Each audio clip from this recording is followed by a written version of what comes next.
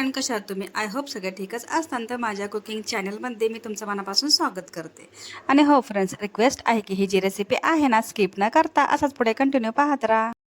रेसिपीला सुरुवात करण्याच्या अगोदर तुम्ही माझ्या चॅनलला सबस्क्राईब केलं नसेल तर प्लीज माझ्या चॅनलला सबस्क्राईब करा आणि जेवढं तेवढं शेअर आणि लाईक करायला विसरू नका. तर मी तुमच्यासाठी एक रोज नवीन छान छान अशी रेसिपी घेऊन येत आहे. तर चला, आजही घेऊन आलेली आहे. वेळ लागला तर रेसिपीला सुरुवात करूया. भिडगी मिरची जी आहे ना, आपण काय केलंय, गरम पाण्यामध्ये भिजून घेतली, मिक्सर जारमध्ये ॲड केले. त्याच्यासोबतच काजू आणि बदाम हे आपण काय केले, भिजून घेतलेले आहे, तेही आपण मिक्सर जारमध्ये ॲड केले. त्याच्यासोबतच इथं मी लसणाचे काही तुकडे करून घेतलेले आहे, म्हणजे छोटे छोटे, ते आपण मिक्सर जारमध्ये ॲड केले आहेत. एक टमॅटो जे आहे ना, तर मोठा असं काप त्याचा ठेवलेला आहे आणि तोही मिक्सर जारमध्ये ॲड केला आहे.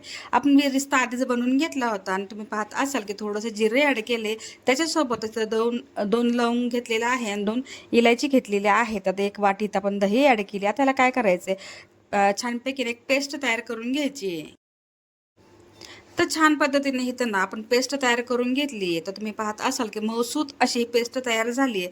तर ह्याला साईडला ठेवून देऊया. आता तुम्ही पाहत असाल की तुम्ही थंबनेलवरून किंवा टायटलवरून ओळखलंच असेल की आज इथं आपण कोणती रेसिपी बनवत आहोत.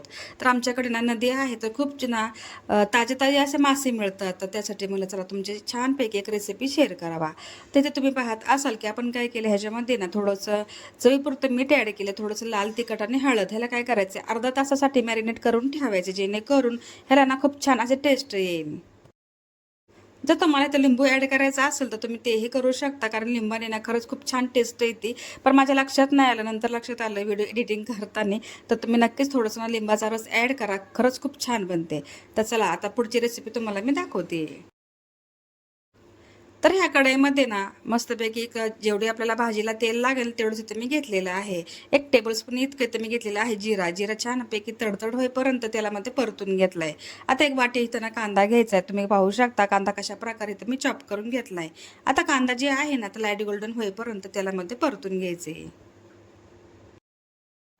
कांदा जी आहे ना, तर छानपैकी लाईट गोल्डन झालेला आहे आणि मिक्सरमध्ये आपण जी काही पेस्ट बनवून घेतलेली आहे ना, ते ह्या कांद्यामध्ये ॲड करूया. तर तुम्ही पाहत असाल की पाण्याचा वापर न करता ह्या तेलामध्ये आपण काय करायचे, जी पेस्ट आपण टाकली ना, ती छानपैकी तेल सुटेपर्यंत परतून घ्यायचे. 2 मिनिटासाठी मी हा जो मसाला आहे तेलामध्ये परतून घेतला. आता ते बेसिक मसाले आपण ॲड करूया.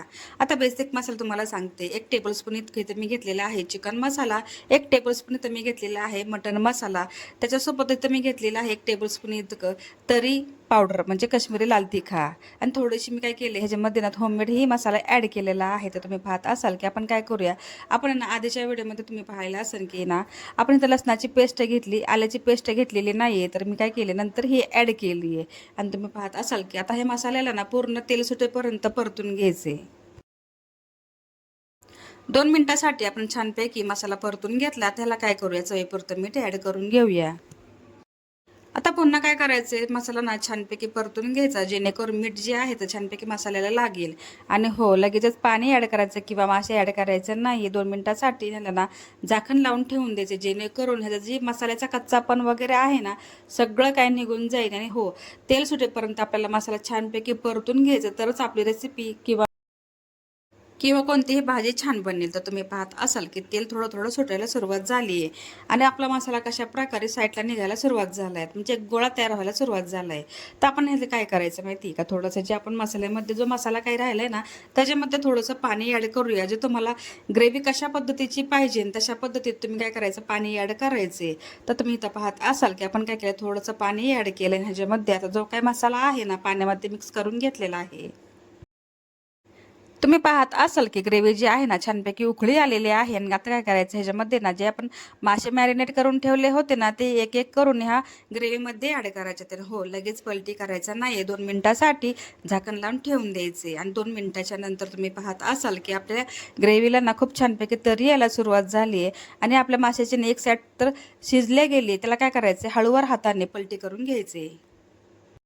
आणि हो, माशाचा खूप गाळ होईपर्यंत मासे काही शिजवायचं नाहीये. 2-2 मिनिटांनीच मासे ना खूप लगेचच शिजून तयार होतात. त्यासाठी काय करायचं, कमीच गॅस ठेवायचा आणि कमी गॅसवरती तरीही सुटेल आणि छानपैकी आपली रेसिपी बनेल. तर तुम्ही पाहत असाल की आपण काय केलंय, जे माशाची साईज आहे ना, तर आलटी-पलटी करून घेतलेली आहे, म्हणजे पलटी.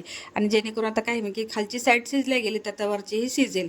आता पुन्हा ह्याला काय करायचं, एकसारखं लेवल करून ह्याला ना 2 मिनिटासाठी पुन्हा एकदा ना झाकण लावून ठेवून द्यायचे. 2 ते 3 मिनिटं झालेले आहे. आपण झाकण ओपन करून पाहूया, की कशा पद्धतीने म्हणजे भाजी जी आहे ना तयार झाली आहे.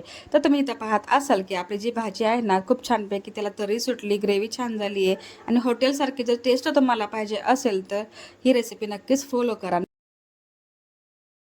तर ही रेसिपी गॅरंटीड आहे, की हो खरंच ही रेसिपी ना खूप छानपैकी पद्धतीने ही चविष्ट आहे बरं का. तर तुम्ही ही नक्की ट्राय करा. आणि हो, श्रावण महिना सुरू आहे, तर माझ्याकडनं काय चूक झाली असेल तर त्यासाठी मी आधीच माफी मागते. कारण माझं चॅनलच आहे रेसिपीचा, त्यासाठी मला प्रत्येक रेसिपी बनवायला लागेल. आणि हो, ज्यांना जर काय म्हणजे श्रावण आहे ना, त्यांनी खरंच काय बघू नका वाटलंच तर. आणि मला रागही येणार नाही, की माझे व्हिडिओ कोणी पाहिले नाही. कारण का आता माझ्या चॅनलच रेसिपीचं आहे, तर मला प्रत्येक रेसिपी तुमच्याशी मला शेअर करावं लागेल. तर तुम्ही इथं पाहिलं असेल, की आपण एका प्लेटमध्ये ना मासे काढून घेतलेत आणि त्याची ग्रेव्ही तुम्ही पाहू शकता कशा पद्धतीची तयार झाली. आणि हो, तुम्हाला जर भातासोबत किंवा चपातीसोबत किंवा भाकरीसोबत खायची असेल तर तुम्ही खरंच खाऊ शकता. कोणत्याही भातासोबत भाकरीसोबत ही रेसिपी ना खरंच खूप छान लागते. चला तर मग हा व्हिडिओ मी इथंच एंड करते. भेटूया नेक्स्ट व्हिडिओमध्ये. तोपर्यंत स्वतःची काळजी घेत राहा. बाय.